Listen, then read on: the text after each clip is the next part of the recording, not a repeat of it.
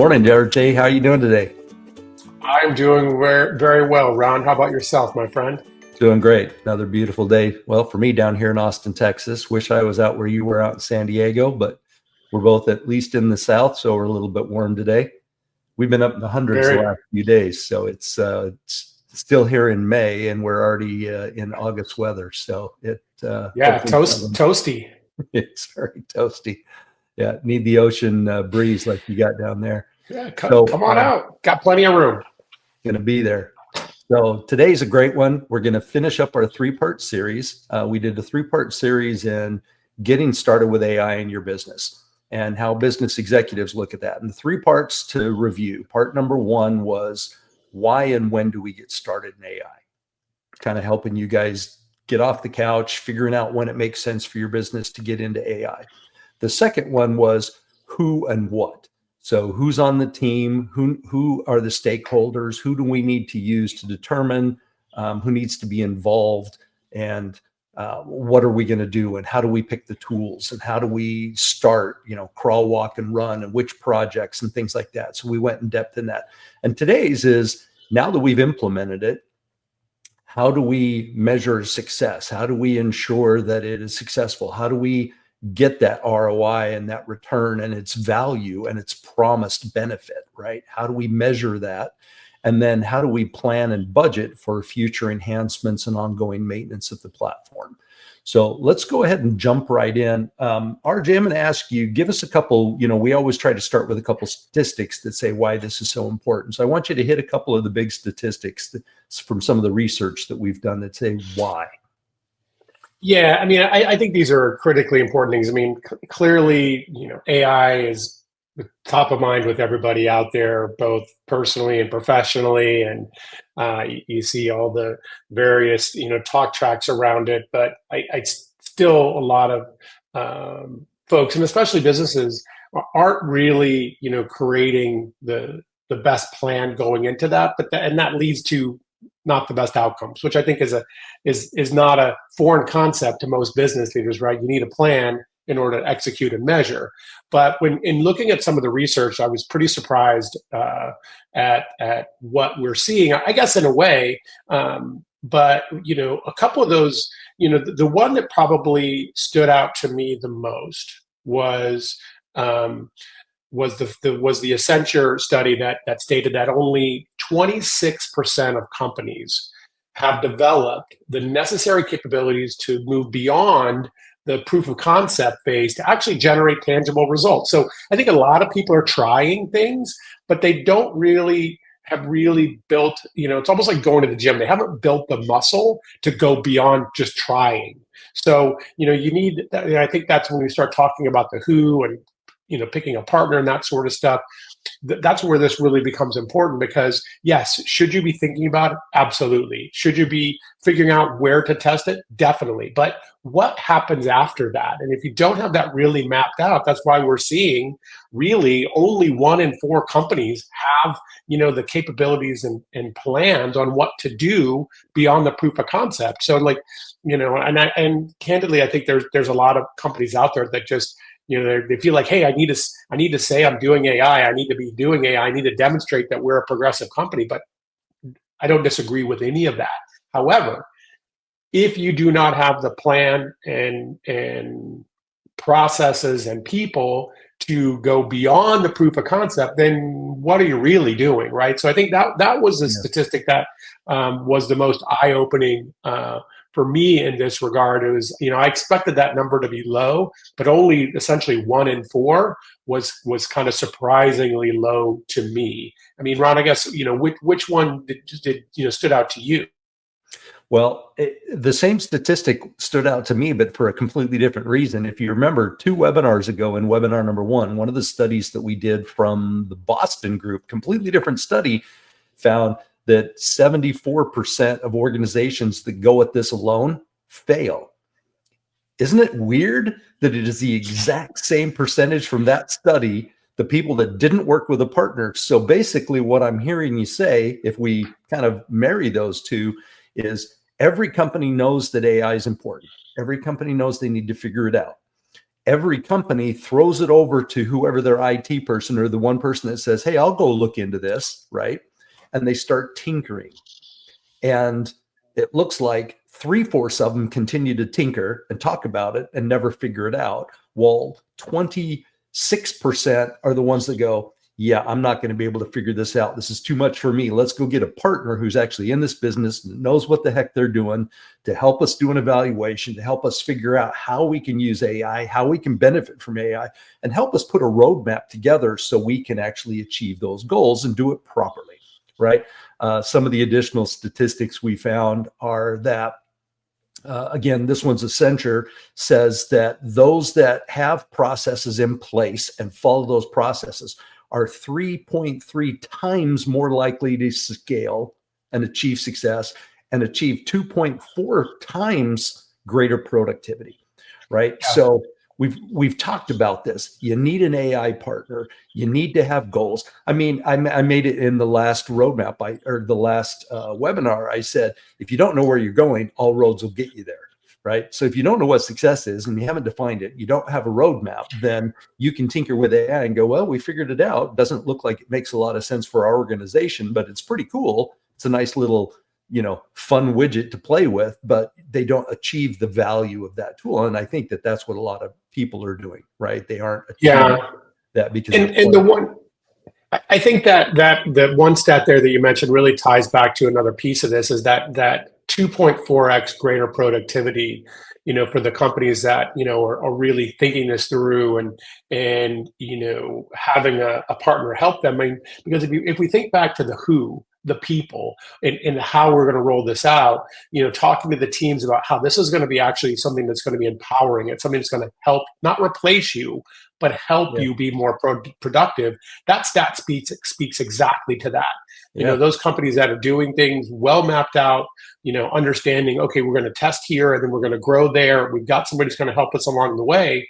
They're actually seeing their employees and their company realize these productivity gains. So I just think all these things are interrelated, and it all points back to really having a well thought out plan, which is difficult to say the least, if not impossible, for an organization that doesn't do this every day and doesn't see the breadth of applications around, candidly, like the Clarity team and the Friends of Commerce team that are doing this as part of our ongoing offering with many clients, right? It's like having all those sort of at-bats and all that sort of practice enables a solid partner to come in with an informed opinion instead of figuring everything out on the fly. But that's where we're seeing these stats really show up, because I think most companies are just figuring it out on the fly.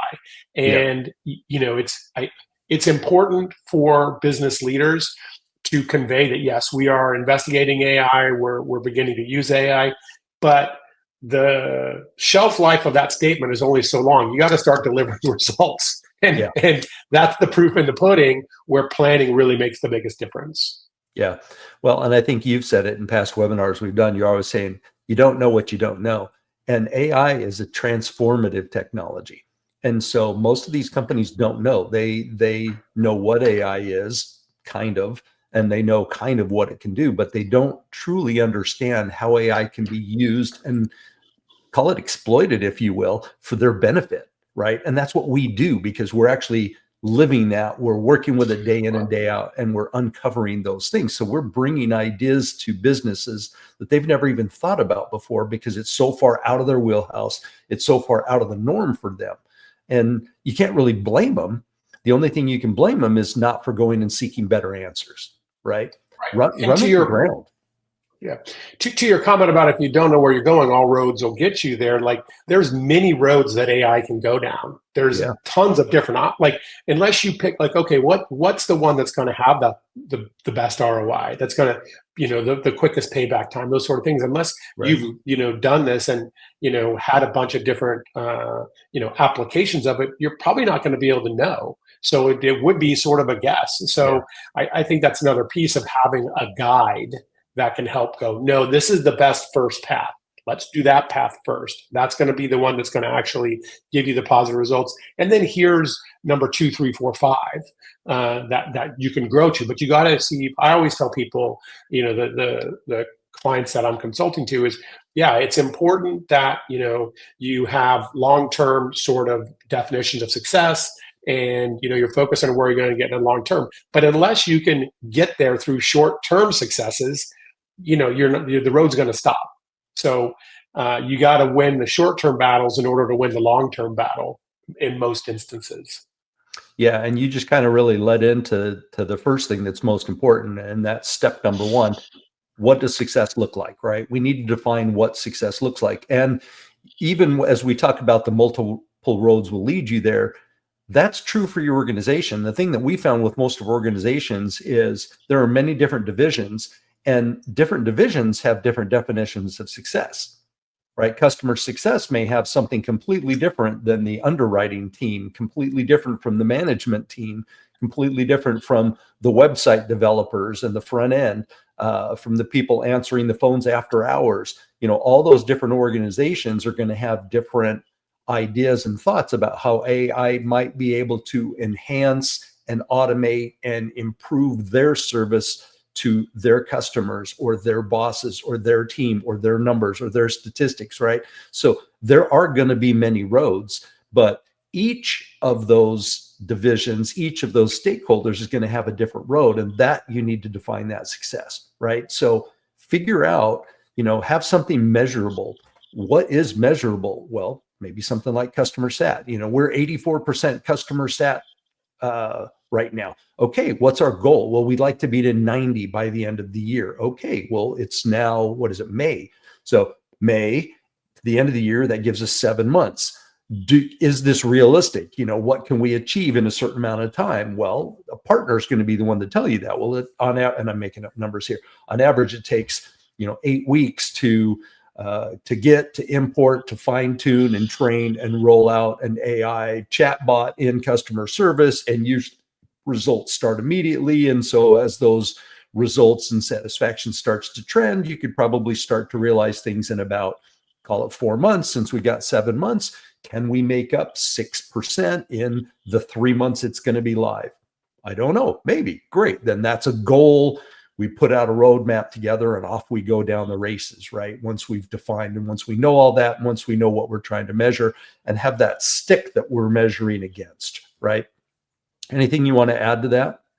Yeah, no, I think that covers a lot. The one that's obviously near and dear to my heart is sales revenue. What can you use AI for maybe targeting, identifying high value customers, or identifying opportunities to expand inside of your install base or things like that. But to your point, revenue is a potential thing. Efficiency is a potential measure.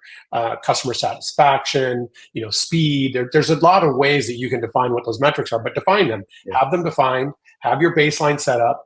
Understand like a measuring sort of cadence, like, okay, we're gonna some of the measurements are going to be probably data that's coming in real time. Some you're going to have to sort of maybe calculate, but set that up so you can have this. So you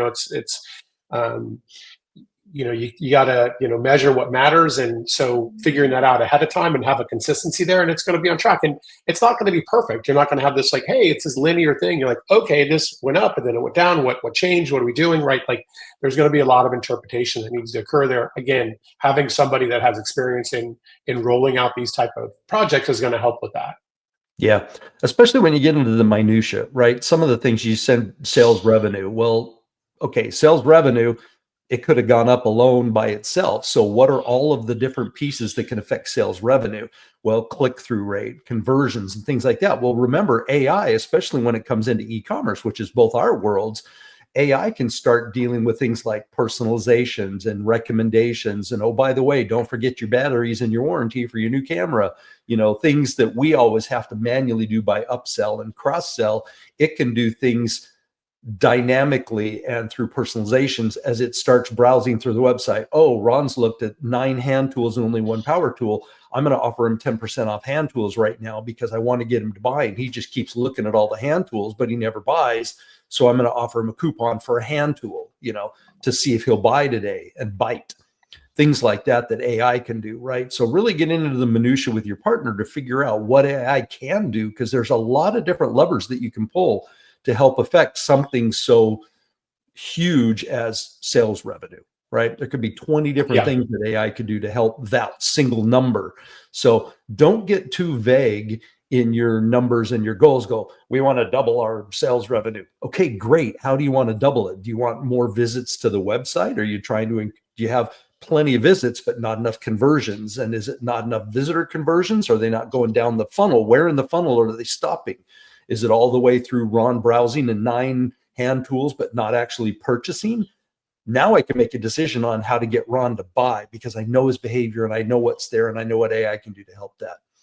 So now that we have kind of at least put together our statistics and defined our success, the next thing is we need to measure and monitor that ROI effectively. So I'm going to throw the quick algorithm up here, right? To calculate ROI, you have to do the net benefit and then remove the AI costs, and then you divide by the AI costs, and you'll come up with the ROI on this implementation of this ROI piece. So the more you can define something, the more you can say, okay, well, we're investing, we've invested whatever, make up numbers again, 20 grand on the initial investment, and we're investing, $1,000 a month, or we invested 20 grand and that's it.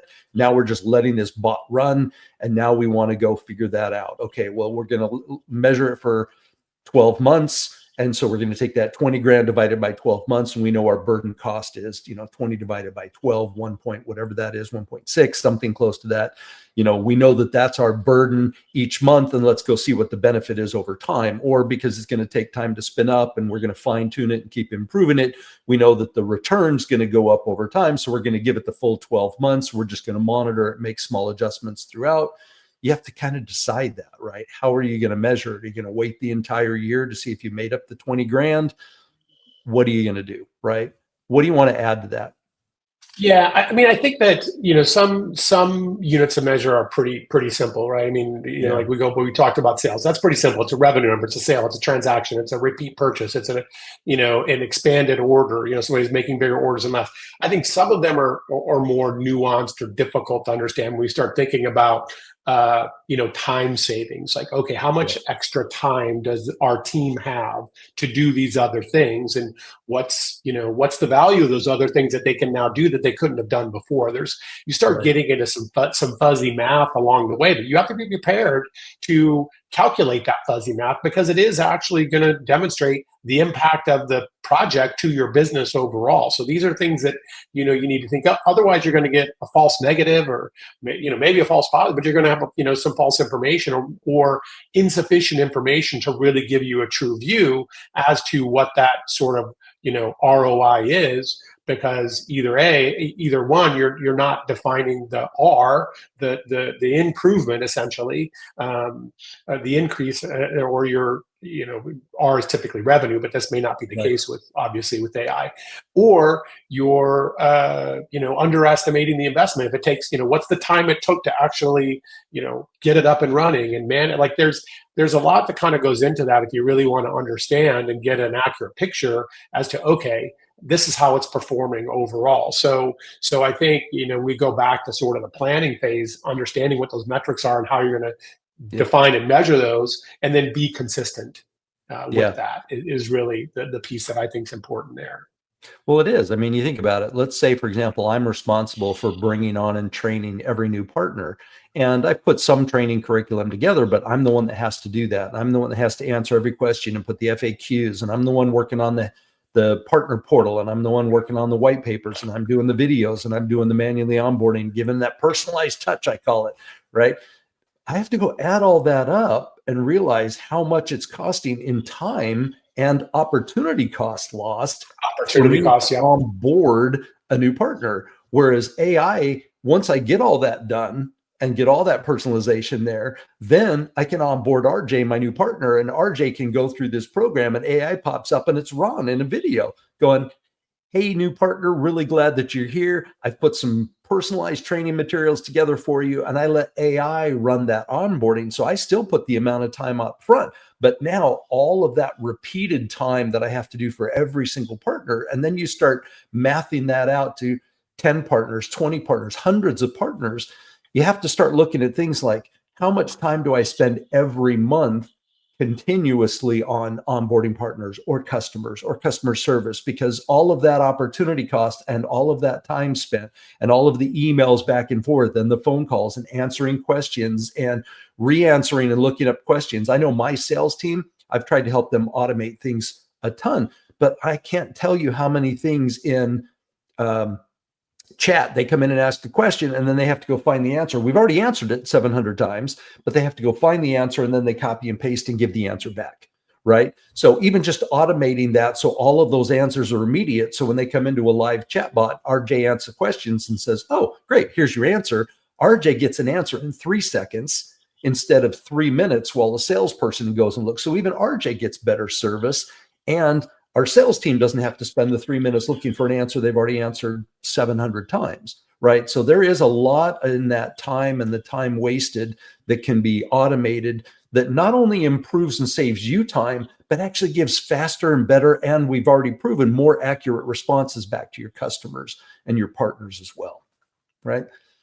Let's move on to the next one. Now, we've talked briefly before about how many different divisions are going to have AI projects going, and they can be simultaneous projects, as RJ and I've helped clients work with, or they might be kind of linear, especially if they're starting on their very first project, their very first proof of concept. They might be going slow, but as you start getting your proof of concept and it starts working for one division, all the rest of the divisions are going to want to run going forward, right? So you're going to have to very quickly evaluate and expand your roadmap, because as soon as value, let's say you've got 6 different divisions, as soon as we've done the proof of concept with one, and now we trust the partner, we trust the technology, we trust the process, we start seeing the results, the other 5 are going to want to start tomorrow, right? So you're going to have to understand very quickly, what can your team, what can you bear, right? Talk to the partner, figure out what's good. How many moving parts can you have? Because if they're individual projects, they're pretty easy to track, right? But if you're all working against one budget and all of a sudden 5 people are dipping their hand into the cookie jar, could you potentially run out of budget and the board comes in and says, yeah, you guys are spending too much money, and puts the kibosh on all 5, right? So there's a lot of different things that you have to look at: resource availability, business impact, budget. What are some of the other things, RJ, that you have to look at when dealing with this? Yeah, to me, I think the resource availability is a big one, right? I mean, what's the capacity for the organization? I mean, you're going to start to, you're going to clearly, as we've sort of the drum that we've been beating, you're going to want to lean on a partner, but you're going to start to build up also some, internal knowledge and experience, and what's the capacity? What can you reasonably take on? Like the thing that comes to mind for me is like the whole old school like spinning plate scenario. Like how many plates can you spin and keep spinning, right? And like pretty soon you're exhausting that one person that becomes like your internal sort of go-to for like, how do you do that in a way that's controlled? And to your point, sort of understanding what you anticipate the roadmap to be. Doesn't mean it has to be, but you're like, okay, let's do the work to make sure step 1 works, which is the proof of concept to identify that we can fix this problem and we can grow it to really be a meaningful, have meaningful contribution with that problem. Great. Okay, now let's start to stack rank what we think those things are. No matter, a lot of times, unfortunately, sometimes resources go to the wheel that squeaks the most gets the grease. You need to understand what wheels you're going to grease ahead of turning the car on. And so I think that going into this with that sort of prescribed ahead of time is going to maybe save you some friction along the way, going back to the grease analogy. But also then understanding capacity, right? Like, and even with a partner, what's the partner's capacity, right? Partners don't have infinite capacity either. It's got to take planning, and we're anticipating this is the cadence of rollout, is sort of like the blueprint. Now, again, things can be adjusted, but understanding that, so both the internal team, the partner team, everybody has agreed to capacity to be able to do that. that's gonna make for a much better execution of the plan versus, to your point, hey, it's working over here. Everyone's like, pick me, pick me, pick me, and we want to do it. And all of a sudden, you don't have the internal resources. The partners doesn't have adequate resources allocated. You're starting to get over ahead of yourself or over too far over your skis, and that is never a good spot to be. So I think, to me, the sort of the resource capacity component of this is the one that's really where I think it needs to be sort of paramount in the planning process on how you're thinking about that rollout. Yeah, I agree. And the other big one for me that I see, and this is kind of back to Open Rails, right, which is Clarity's AI platform that Friends of Commerce and Clarity use for their clients. Open Rails is agnostic to the AI LLM model. Now, why is that important? Well, that's important to this exact description that we're talking about here. Of each of these divisions, and we talked about this in one of the previous, but if you don't remember, I talked about an AI model is very similar to a brand new master's college graduate, right? They all have about the same level of schooling. They all have about the same level of knowledge, but they all have different specialties, right? One might have a master's in mathematics, one in statistics, one in communications, one in film. They're all different. So even though they've had the same amount of schooling, the information, the base core information they have and their base capabilities are definitely different and specialized. And that is the same for all the LLMs. DeepSeek, Qwen versus Llama versus GPT versus all of them are a little bit different, and they all have their specialties. So when we go into a company, and again, let's go back to the 6 divisions, and we're looking at those 6 divisions, just because we had a proof of concept on Llama for division 1 doesn't mean that once we show that that's working perfectly, that the other 5 are even going to use Llama, or that we can copy, rinse, repeat, and replace with their data set. Doesn't mean that at all. It might be a completely different implementation, completely different RAG ingestion, completely different data points. All of the tagging is completely different, because on the customer service side, we're doing a lot of sentiment and feedback analysis, but for sales data, we're not. We're just doing trending analysis and sales over years and things like that. Whereas with the customer service, we're looking at the help desk last night. We're looking at social media. Is anybody bagging on us? Did anybody leave us a bad review? Did anybody open up a new help desk ticket? Completely different data sets, completely different behavior patterns, and how AI works.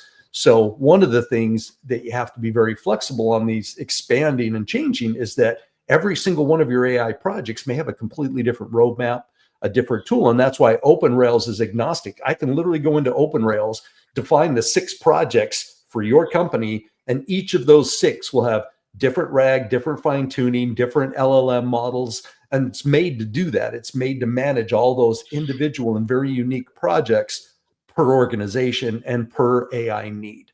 So that technical feasibility and the tool and the adjustment. Anything you want to add there before we move on to the next one? I just think that's incredibly important. I don't think a lot of people, especially on the surface layer of AI, understand that, yes, there's different large language models that are going to have strengths and weaknesses. Yeah. And being able to adapt that to the use case is really important. And the fact that there's a single interface in Open Rails that can do that with the help of a partner that understands which LLM should be used, really, I mean, it's not like, you can use, one size wrench is going to fix not like you need to make it, fit for purpose. And so the ability to do that through a single interface is one of the reasons why we're such proponents of the Open Rails interface, and the fact that it can do that, because it enables that sort of adjustment in using sort of a best in class LLM specific to that use case, which will then lead to better outcomes. Again, going back to, return on investment outcomes, having that flexibility, critically important. It's gonna, a lot of times I also say that, success is in the margins. So doing that if you do a little bit better in a lot of things, you're going to get a much different outcome. And this is an example of that. Using the right LLM for the right use case, and doing so is going to make a material difference, especially when you start doing it across a bunch of different projects.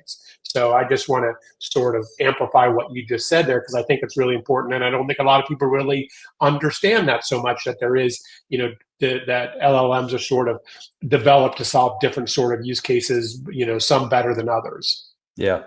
Yeah. Well, and the thing is, there's hundreds of them, right? And unless you're in that business, you're not going to know the difference and you're not going to know which ones. And so you have to go to that partner who is in the business of understanding them all and understanding what their strengths and weaknesses are to help guide and make recommendations and pick the right model that's going to give you that goal that we established up front, defining our success in step one. Now that we know what that success is, which model is going to help us achieve those results? So number 4 here in our 5-step, number 4 here is planning your go-to-market, right? Now there's a lot of go-to-market. Why don't you kick this one off? What does go-to-market even mean and where do I start? Obviously internally, right? I got to start inside the house before I go outside the house. What does that all mean? Yeah, I think it goes back to, we've touched on a lot of the components of this, and previously in this video as well. Like, okay, understanding what that use case is. It outward facing? Is it something that's going to be, is it with existing customers? Are you going to help with the customer service team? What is is it going to be with net new customers? Is it going to be like who is the audience and what is the use case that you're going to start on? The market sort of, for you to define that market, could be external, could be internal, could be by division, could be, there's a lot of different sort of variations on what that's going to be. And really what, you want to, what's the problem you're going to solve? What's the value you're trying to achieve? Who is that going to be working with? And who is going to be supporting it? Like all those things is sort of the market definition. A lot of people think to go to market in traditional ways, like we're rolling out a new product. This is kind of a new product. It's a new process. It doesn't mean you're manufacturing a new thing, but it's a new process. So that, how are you applying that to who, and what is the intended benefit, and who's going to be responsible for that? And then putting together your messaging around it. How are you informing that market that, hey, we're using this tool, here's why, here's what we hope to achieve? So it's so that they can be informed, right? Like, oh, you're having the opportunity to really be part of a beta test, right? Like, okay, we're doing a limited rollout. We've selected you, because maybe you're going to roll it out. If it's something that's customer facing, maybe you're going to roll it out to a sub class of your customer base. Maybe it's the ones that you have the best relationship with because you want to get feedback. Hey, how did that work? Did it make it better? Could it improve? You want to do this. We always talk about a rollout plan. Okay, what's your rollout plan? Who's the initial users? And that goes well. How are you expanding it? How are you messaging it so people, are on board with it? They understand the reason why, the value that they're going to get out of it. So there's a lot that goes into that. You can't just like turn it on and, I guess you could turn it on and go, ta-da, there it is. But you're going to have better results if you do it, with, a more informed sort of audience and an understanding. And you're going to probably need, some, even you mentioned before, like FAQs. Why are we doing this? What are, resources for people to see? So people can lean in to using this tool and do so in a way that they're going to get the most out of it, as well as giving them a channel to get feedback to you or to the team as to how it is working so that you can iterate, right? Nothing's perfect on day one. So it's like just getting that feedback loop is going to make it you able to iterate and adjust, bring in new data sets, that sort of stuff, make sure that you're doing all the tuning necessary to get the best outcome. So I think it's just more of you still need to think about this as a product and look at it holistically in how you're doing this sort of go-to-market approach to it. Yeah. Well, and we've said it before. You've said it. We're here to enhance and augment your job, not replace your job. So let's take one simple example real quick. Let's say Ron's the one on our corporate website that mans the live chat. So I'm used to every live chat that comes in, I respond to them. The problem is I can't, we have so many people coming in live chat. I can't answer them all at the same time very well and be in depth. So I'm getting shorter answers and cryptic answers, and I'm giving the same answer so much then that now I've got this spreadsheet over here with answers that I can copy and paste because I do it so often, right? And I've got shortcut tools and macros and things that I'm trying to automate to do better. Well, AI can do that infinitely better than I can.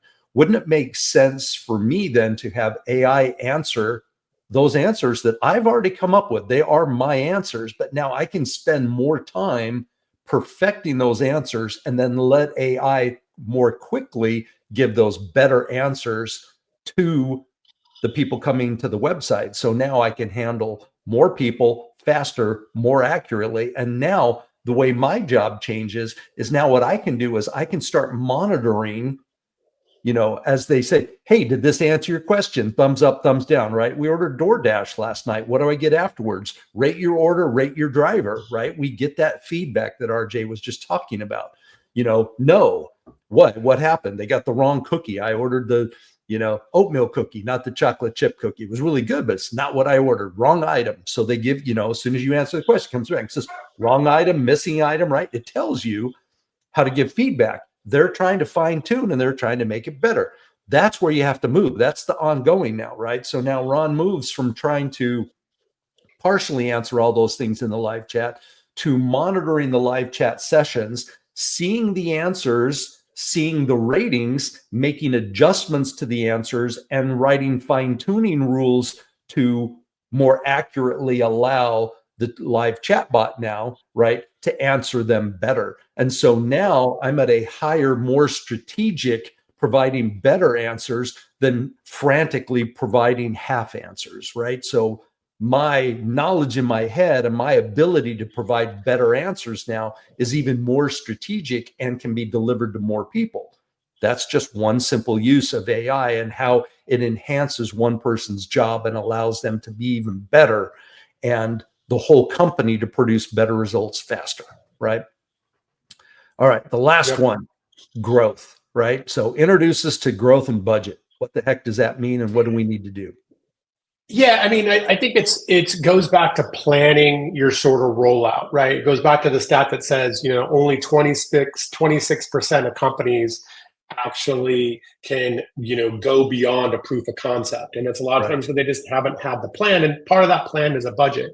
Now, especially if we're talking about using AI for performance or productivity improvements, right? And we talk about time savings and efficiencies and becoming more strategic versus being just doing rote tools. Like, okay, well, how are you measuring that? Because, I haven't worked for a company in my history that's had an unlimited budget. I'd always wish that would be the case, but nobody does. Like you've got money set aside to do different things with, right? And so, it's easy. There's some models that are pretty easy budgetarily, like let's say return on ad spend, right? Like you go, okay, for every dollar I spend, I get $2. They go, okay, well, let's keep spending money, right? Because you're getting the money back.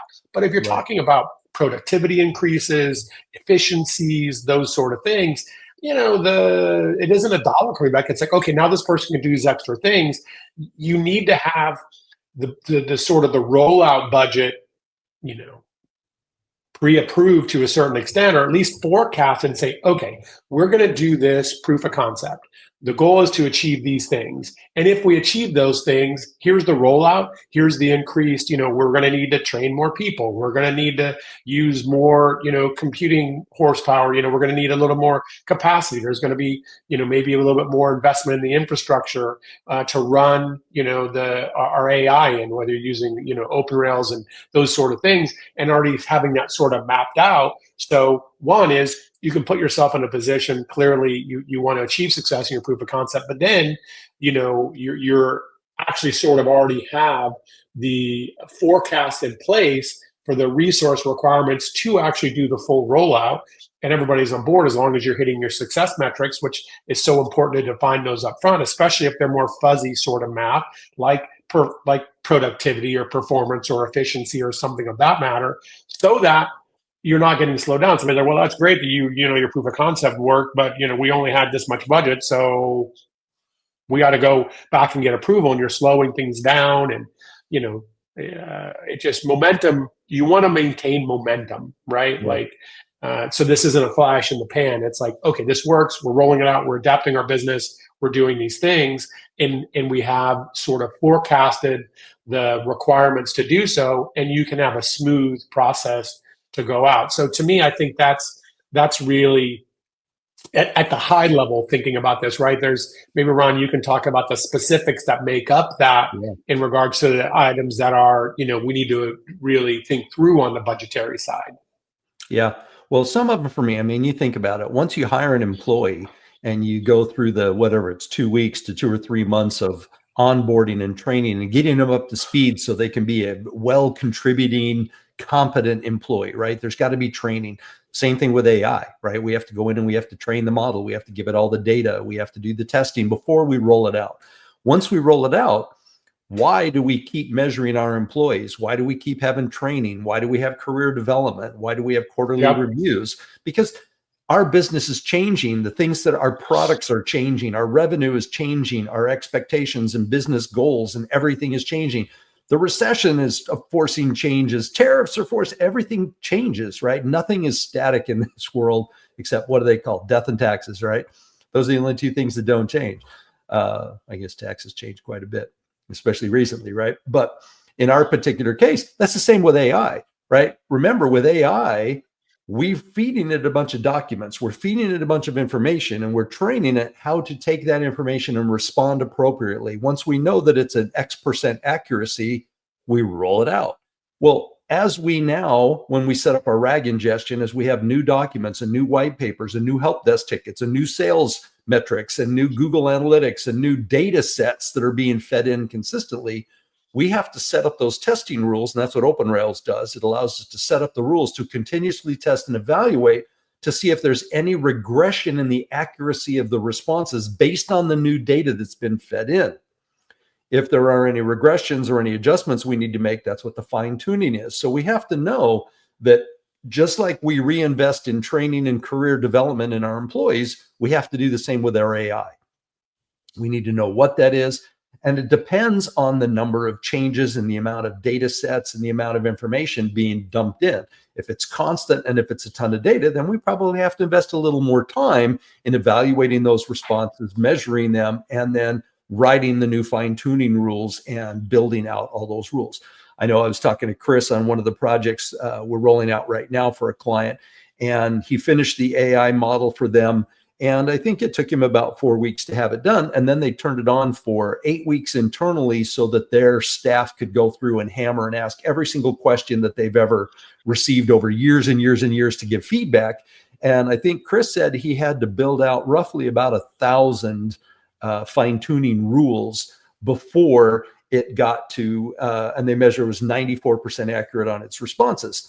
Now, we've mentioned before, human accuracy is roughly about 89%. So usually when we're rolling out a model, we usually use about that 89. I like to use 92. Once I hit 92%, I know I'm already 3% better than a human can answer, so I'm going live. And then that gives me a little regression. If I regress a little under the 92, I'm still better, but I'm not as accurate as I could be. So then we go back, do some more fine tuning and make some small adjustments, right? And I keep that buffer to ensure that I'm providing better and more accurate answers than a live body could. And that, is a metric, and I can measure that, and then I can pour resources and budget and things like that. So planning your budget, planning your enhancements. We've said it earlier, even in this webinar, you don't know what you don't know. Well, imagine after 6 months of having this rolled out, what you're going to know, right? You're going to know a lot more, and things are going to change, and statistics are going to change. Metrics are going to change. Customer stats going to change. Response time's going to change. Everything's going to change. So now with all that additional new data, we get back to that business intelligence we've talked about in so many of our webinars, right? You're going to make additional decisions. And so you need to plan for those enhancements. You have to imagine, okay, if this takes our customer sat from 84 to 90% in the 6 months that we wanted it to, or by end of year, I said earlier. So by end of year, we hit Christmas and we can celebrate. Now, what are we going to do at Christmas? Are we going to go in and now add more money? Are we going to reinvest? Are we going to make a change? Are we going to move on to project number 2? Is this good enough? Is this all we want? Do we now want to set it at 92 or 94%? What are you going to do? So make those plans. Anything you want to close us out with? Yeah, no, I think, it's, budgetary cycles are, long and slow. Usually you're doing the year in advance. So, anticipating and planning really makes, otherwise you're going to be limited in really the value you can get, because you're seeing value, but you can't take it to the next level, even though the data is showing that, or it's difficult to do. So it goes back to, I think, just reinforcing what you're saying. But I think that makes a ton of sense. And literally just summing it up, it goes to planning, right? Just planning, making sure you're having a plan with, the right application, the right partner, the right team, adequate budget, the right metrics. Like, it all comes back to planning. And that's what's going to lead to the best outcomes. Yeah. Well, thank you for joining us with this series. If you want to see another series or have any ideas for us, please leave a comment below or reach out. RJ and I would love to talk to you about your AI project in a free, hassle-free consultation and kind of get you on the right path, figure out how AI can help you in your organization. Thanks for joining me.